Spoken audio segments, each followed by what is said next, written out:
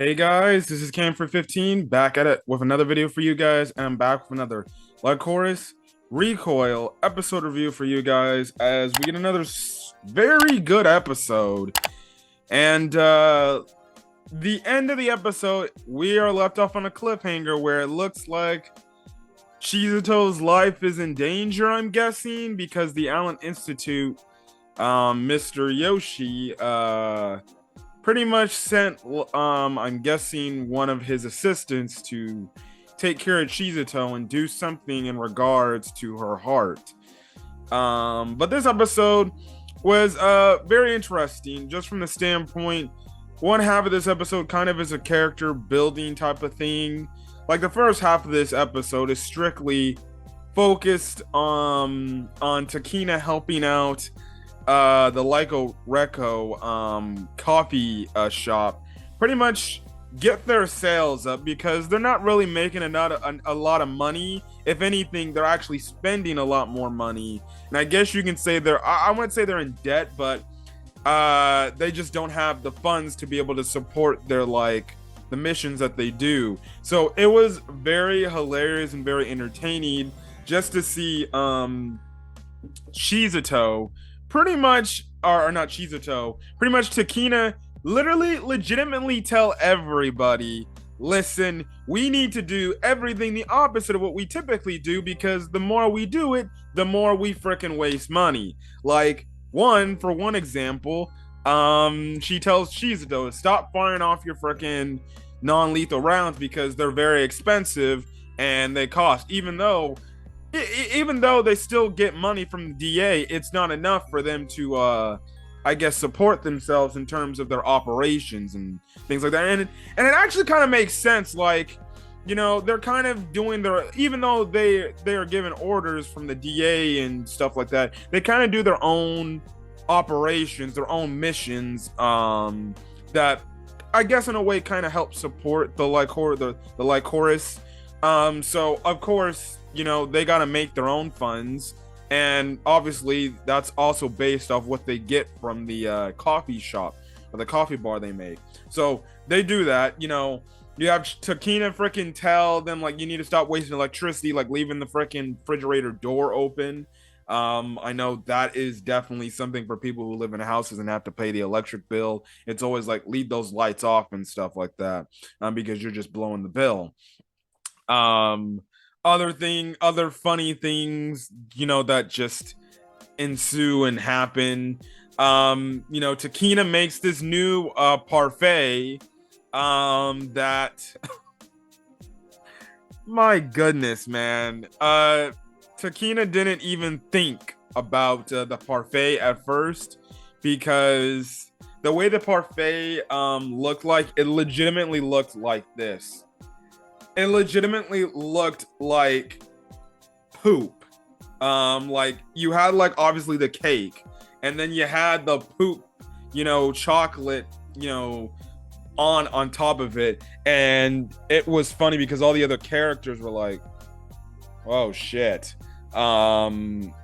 This looks, it looks like freaking, you freaking put poop on the freaking menu item, but in reality that's chocolate. At first I'm like, wait, no, is that actually like poop? But I'm like, no, that's the chocolate. What? That would be crazy serving them that, unless I'm wrong, but whatever.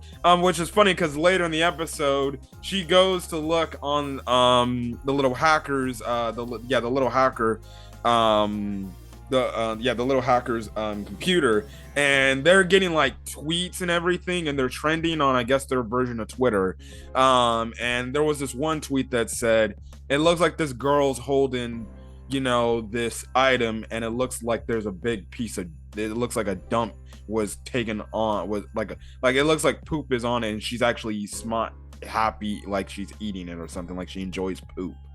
And Takina actually is like, oh man, come on. So it's kind of a thing, you know. You see her and she's go on missions and stuff like that, and they're also doing things to get more money in return. Like the one thing, they kind of bribe these guys to give them the money to pay up for the job they do. It's like, okay, you don't want to pay us, well then we'll just leave this bomb And we'll just get out of here and we won't worry about it. And your money can be gone and you'll be gone too. And they're like, okay, fine, just do it.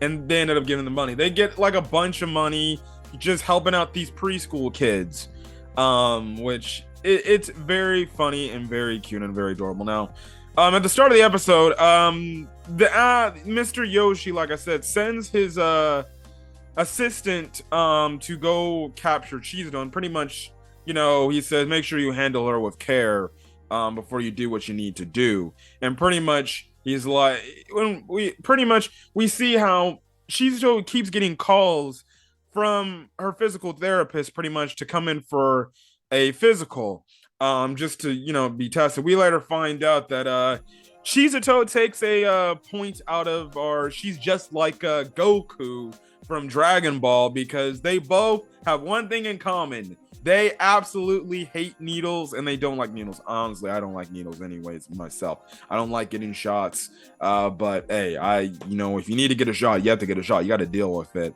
And it's the whole thing that you have Chisato at the end of the episode pretty much saying, like, I just don't like things stabbing into my skin and everything.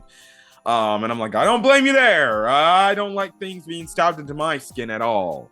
But that was a nice scene. That scene was nice too, because it was just Takina and Chisato pretty much, connecting, being more friends, things like that. But the main kind of point of this episode is we have Hajima on the days Chisato was actually supposed to go get her physical. Hajima showed up at Chisato's place, and you would think, oh, this guy's going to attack her and probably try to kill her. No, he actually was kind of chill, to be honest. And it's very interesting to see. Like, we thought this guy may be the bad guy, but I always knew, like, this guy that, and he still is bad. I'm not condemning him or, not saying he's not bad. He killed innocent people, or he's doing these attacks, and he needs to be brought to justice. But, he has this pretty much sit down conversation of the fact that he takes because we know he isn't intrigued in Chisato, and he takes a sit down. He just has a sit down conversation with her. Like, they kind of honestly relate, because they kind of similarly like the same things, except I guess the coffee. And pretty much he tells Chisato, like, do you remember the event at the radio tower? And we get the flashback to Chisato, and we find out how she ended up getting in this accident that ended up getting her this, like, pretty much this heart transplant. The Allen Institute ended up helping to save her life.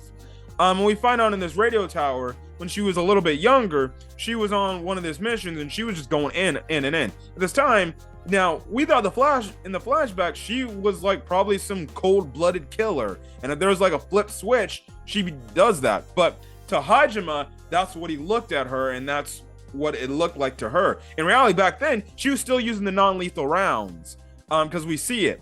But all of a sudden, the operation Hajima was a part of, that was trying, I guess, doing a terroristic attack on the radio tower. The dude, his boss, pretty much tells him, listen, just blow it up, blow it up, blow it up. And he just hits a button, the radio tower starts exploding, and then you see the explosions are right next to Chisato's eyes, kind of light up, and then, I guess she got caught in this explosion. She was probably on the brink of death, if not, she was already dying. Mr. Yoshi probably found her, did that heart transplant that was given from the Allen Institute, and saved her life, and that's the thing that's happened there. So I'm guessing that's what apparently happened. So yeah, and we see at the end of the episode, the assistant was there pretty much being a fake hire, and when Chisato gets the shot, well, at first the lady's like, yeah, typically it's just putting vitamins in you, but this is different this time. And we see that it was pretty much a knockout drug, or I guess you can say anesthesia, because it looks like this girl's trying to do some surgery or something to Chisato's heart or something. I don't know. And the thing is, back with the talk that Hajima said, Hajima also has the little owl that Chisato has that, it's pretty much a symbol of the Allen Institute. And pretty much this dude kind of warns her, saying like, I don't think you truly understand what really is going on with the Allen Institute. They're not as good as you think they are. Now, Chisato doesn't believe him, and whatever happens, and whenever she understands what happened to her, well, and she finds out the truth, well, then, yeah, she's going to believe him. Eventually, Takina goes over to her place because she wasn't picking up her phone. Really, it kind of looked like a distress type of situation. And you get that whole thing at the end of the episode where Takina's like, listen, you better pick up your phone. Otherwise, I'm going to be worried. And that's what happens, at the end of the episode. Because she's knocked out, and this girl, the assistant, is trying to perform, I guess, some sort of surgery or operation on Chisato. Chisato can't pick up the phone, so Takina gets worried. She changes into her outfit, and she's on the look to save Chisato. And you get the end of the episode where, Mr. Yoshi is like, or Maki or something like that, or Makina or something. I forgot what the teacher's name is. He's like, you didn't have to do this, pretty much. So yeah, it's interesting to see what Hajima's talent is, because he has the owl, but Chizato's in danger, and I don't know what's going to happen to her. But there was always this operation, or this fact in the story, that something bad was going to happen to Chisato. I don't know, and the only fact that this is only when I go and check, this was only episode 8. And this is more than likely a 12-episode season. So we got episode 9, 10, 11, 12. We got 4 more episodes. All I'm going to say is this show probably going to get crazy. It's probably going to get crazy. And wow. Anyways, that's pretty much all I got to say for this week's episode of Lycoris Recoil. A really good episode. Or not really good. Really great episode. I very much enjoyed this. Can't wait to see what's going to happen next week, as they leave us off on a cliffhanger on what's going to happen. And because before the thing, Chizo eventually sees like, oh, you're a scumbag. And the thing is, she was also asking like, where is the real doctor? But then she ended up passing out. So it's gonna be interesting. It's gonna be interesting to see where this is going. But anyways, guys, catch you guys in the next video. If you guys like the video, leave a like. Put in the comment section your thoughts on this week's episode of Lycoris Recoil, as well as hit that subscribe button if you want to get more Lycoris Recoil content or any other anime content I upload to the channel. I did do if you didn't know, I did do a review of Dragon Ball Superhero. It's already uploaded to the channel. It uploaded super late at night, because that video, it was an hour long freaking video I had to render, so I pretty much stayed up to have that upload super late. So if you like Dragon Ball and you want to get my thoughts on the new Dragon Ball movie, check that out. I'll leave it at the end of my outro right now. But till then, guys, catch you guys in the next video. Till then, guys, stay safe. See you guys later. Peace.